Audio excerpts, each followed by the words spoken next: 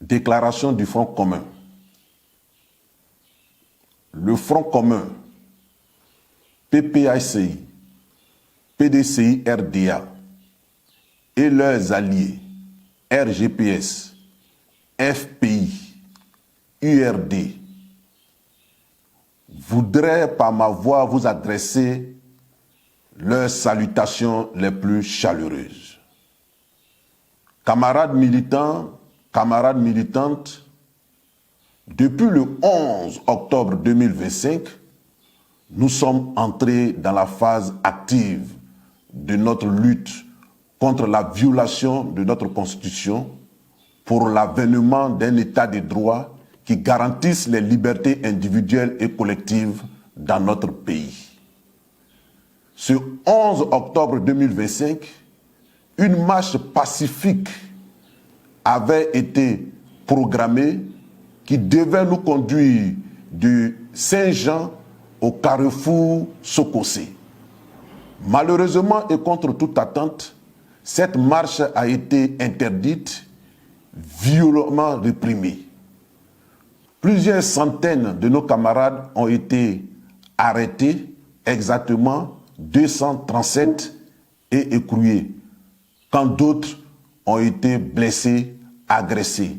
Des domiciles privés ont été visités et violés. C'est le lieu aussi de féliciter chaleureusement, avec une mention particulière, tous ceux qui ont répondu favorablement, malgré les intempéries et les risques, à cet appel du 11, qui est un appel de la nation. Depuis ce jour, aucun jour ne se déroule sans qu'il n'y ait des manifestations dans une localité de la Côte d'Ivoire. Bonoa, Bangolo, Akoupe, Azopé, Aferi, Yakasseme, Gagnoa, Abidjan, etc., etc. Malheureusement, ces manifestations ne vont pas sans pleurs, sans douleur, et nous enregistrons des pertes en vie humaine. À Bonoa, un manifestant, Alouan Ernest, a été froidement abattu d'une balle tirée à bout portant qui lui a ôté la vie. À Gagnoa, un jeune élève dans la fleur de l'âge a été mortellement percuté par un véhicule de la police nationale.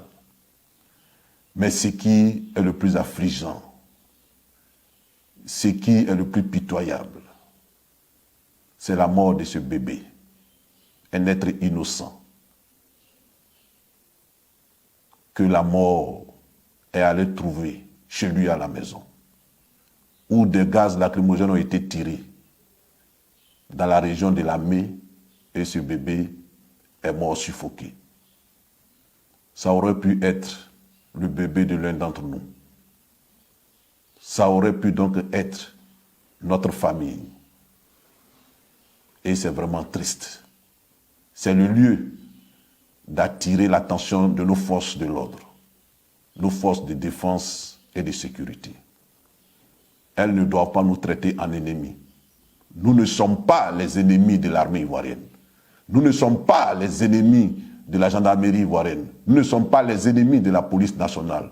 Nous sommes des Ivoiriens au même titre que tous les autres Ivoiriens des autres partis politiques. Ils ne doivent pas nous massacrer. Notre armée ne doit pas nous massacrer. Notre police ne doit pas ouvrir le feu sur nous. Notre gendarmerie ne doit pas nous martyriser, nous inspirer la peur, la terreur. Ce n'est pas leur mission. Ce n'est pas leur mission. D'autant plus que nous contribuons en tant que citoyens par nos impôts que nous payons à les habiller et à leur doter de moyens matériels adéquats pour mener à bien leur mission régalienne. Et ils doivent mener leur mission de façon équitable à l'endroit de tous les citoyens de ce pays, fussent-ils militants ou non du parti au pouvoir. On ne peut pas tous penser la même chose. Mais ce n'est pas parce que nous ne pensons pas la même chose que nous avons vocation à être torturés, martyrisés, pourchassés. En tout état de cause, que nos agents des forces de l'ordre comprennent que leur responsabilité pénale individuelle est engagée dans les actes qu'ils posent. Et ces morts que nous avons enregistrés ne resteront pas impunis. Le Front commun et les alliés sont à la tâche. Le Front commun et les alliés sont à pied d'œuvre pour monter des dossiers et nous porterons plainte. Nous porterons plainte afin que les coupables soient identifiés et qu'ils subissent la rigueur de la loi. Aucun crime dans ce 21e siècle ne reste impuni dans ce village planétaire auquel nous appartenons. Nous espérons qu'à l'avenir, nos forces de l'ordre comprendront cet appel républicain, humanitaire, fraternel, et qu'ils feront leur mission selon les principes de la République.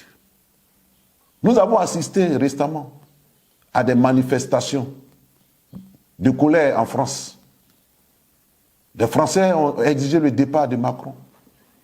Il y a eu des affrontements, parfois violents, brutaux, des agressions sur la personne et l'intégrité des forces de défense et de sécurité en France. Mais jamais nous n'avons vu des pertes en vie humaine. Nous n'avons vu des policiers dégainer ou ouvrir le feu sur des manifestants. Quand bien même ils se sont trouvés souvent en mauvaise posture, en difficulté. Pourquoi? Ici en Afrique et singulièrement en Côte d'Ivoire, il y a cette propension à vouloir écraser les militants de l'opposition. Pourquoi il y a cette tendance à vouloir marginaliser les militants de l'opposition? Non, nous ne sommes pas des marginaux. Non, nous ne sommes pas des Ivoiriens de seconde zone à qui tout est interdit dans ce pays.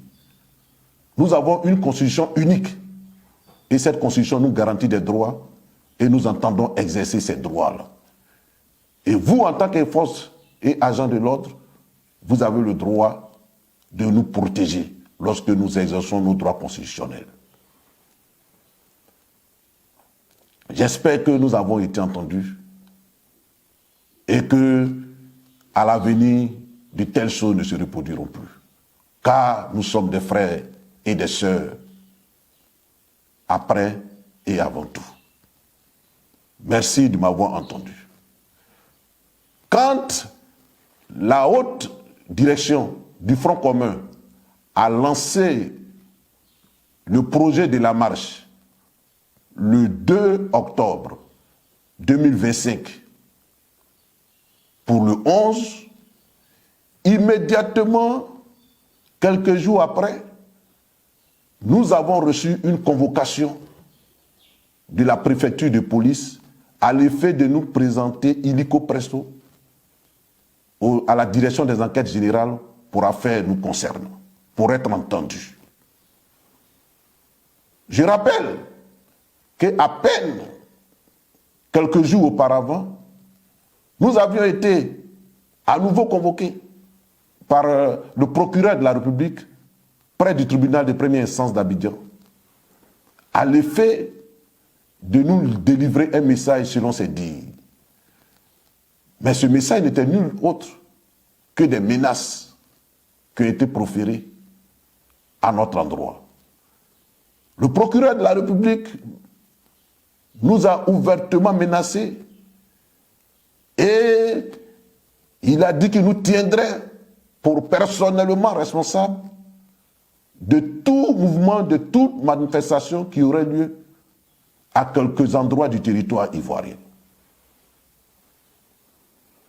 Nous avons demandé au procureur de la République, mais de quelle information dispose-t-il? De quels éléments dispose-t-il? Et qui fonde sa certitude que nous sommes auteurs, complices, si effectivement des manifestations avaient lieu. Il n'a pas pu répondre à cette question. Il nous a demandé de faire bon usage de ces avertissements. Et donc, Quand ce 6 octobre, nous recevons, quelques jours seulement après ces menaces, quand nous recevons une convocation de la préfecture de police, nous imaginons et nous savons ce que cela veut dire. Et donc, nous n'avons pas répondu à cette convocation. Nous n'avons pas répondu à cette convocation. Nous avons décidé, en toute connaissance de cause, en toute responsabilité, de ne pas répondre à cette convocation. Car répondre à cette convocation signifiait nous rendre mains et pieds liés au régime. Répondre à cette convocation serait faire de nous-mêmes des prisonniers. Répondre à cette convocation serait donc de la capitulation. Nous avons décidé de ne pas répondre et adopter une posture de combat et de résistance. Et depuis ce jour, les forces de l'ordre sont à nos trousses. Les encagoulés sont à nos trousses. C'est la traque pour nous mettre la main dessus. Il n'y a pas longtemps encore, une seconde convocation est arrivée. Mais aujourd'hui, je suis à me demander pourquoi cet acharnement? Pourquoi ce harcèlement? Pourquoi vouloir, coûte que coûte, me mettre le grappin là-dessus, me mettre aux arrêts? Et qu'est-ce que j'ai fait? En tout état de cause, à ma qualité de coordonnateur général du comité opérationnel du Front commun, j'ai décidé de prendre mes responsabilités et de continuer le combat. De continuer le combat advienne que pourra. Et ce combat, je le mène avec vous, à vos côtés. Je n'ai pas fui. Je n'ai pas l'âme d'un fuyard. Je n'ai pas l'âme d'un traître. Je n'ai pas l'âme de quelqu'un qu'on intimide. Je vous invite donc à compter de maintenant, parce que nous allons rentrer dans la phase décisive de ce combat. Nous allons rentrer dans les moments ultimes de ce combat. Je vous invite à beaucoup plus de détermination, à beaucoup plus de volonté, à beaucoup plus d'engagement. Tous, autant que vous êtes, le Front commun vous appelle. Ses alliés, le RGPS, le Front populaire ivoirien et tous les démocrates vous appellent à occuper les rues. À occuper les rues pacifiquement, dans la discipline, dans l'ordre et avec un esprit républicain, comme vous avez toujours su le faire, surtout ce 9 août 2025. C'est un droit. Vous n'êtes pas en train d'enfreindre la loi. C'est un droit constitutionnel que vous exercez. Jeunes, femmes, adultes, travailleurs, étudiants, démocrates de tous, vous êtes invités à occuper pacifiquement les rues.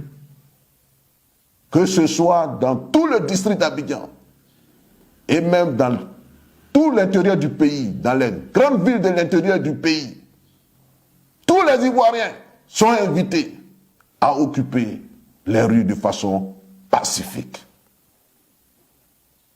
Je voulais vous dire, avec assurance, je voulais vous rassurer et je voulais apaiser ceux qui ont une once de doute en eux, que jamais, jamais aujourd'hui plus qu'hier, nous ne sommes si proches de la victoire et de la délivrance.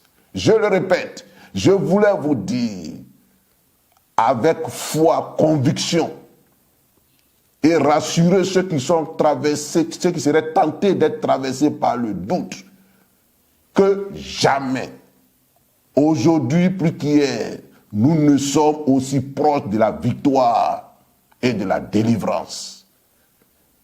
Mais la balle est dans votre camp. la balle est dans notre camp. Et le salut de ce pays, la renaissance de ce pays, réside entre nos mains, entre vos mains. Osez agir, osez manifester pour oser gagner et triompher. Osez agir, osez manifester pour triompher et gagner. Pour triompher et gagner. Je sais qu'en chacun de vous vibre l'esprit patriotique. Je sais qu'en chacun de vous, du plus profond de son être, veut que les choses changent en Côte d'Ivoire. Et il y a comme un appel intérieur. Un appel intérieur qui ne cesse de vous importuner, qui vous demande de faire quelque chose pour votre pays, de faire quelque chose pour votre nation. Écoutez cette voix silencieuse. Écoutez cette vibration qui secoue votre âme. C'est l'appel de la nation. C'est l'appel de la Côte d'Ivoire pour qu'elle retrouve son équilibre, pour qu'elle retrouve sa légitimité, sa légalité, pour qu'elle retrouve son âme, pour qu'elle retrouve sa joie de vivre ensemble, pour qu'elle retrouve l'état des droits qui fait que chaque citoyen, quelle que soit sa position dans le pays, respecte la loi et est soumis à la loi. Le président Laurent Gbagbo, président du PPAC, notre leader charismatique, le ministre Tidiam Thiam, président du PDCI RDA, le premier ministre Pascal Affi-N'Guessan, le premier ministre Soro Kibafori Diom et tous les leaders sont avec vous, sont avec nous dans ce combat. J'appelle donc tous les responsables du Front commun, du GPS, du FPI, les fédéraux, les responsables des sections, les secrétaires généraux adjoints, les coordonnateurs régionaux, les délégués départementaux du PDCI, les délégués des districts du PDCI, tous les responsables, je dis, que chacun dans sa zone, dans sa région, dans son département, que toutes ces organisations coalisent, que toutes ces organisations se mettent ensemble pour organiser la résistance de façon locale. Pour la patrie, nous sommes prêts à tous les sacrifices. Pour la patrie, nous sommes prêts à tous les sacrifices. Pour la patrie, nous sommes prêts à tous les sacrifices. Haut les cœurs, tous dans la rue, tous dans la rue, jusqu'au triomphe de l'état de droit en Côte d'Ivoire. Je vous remercie.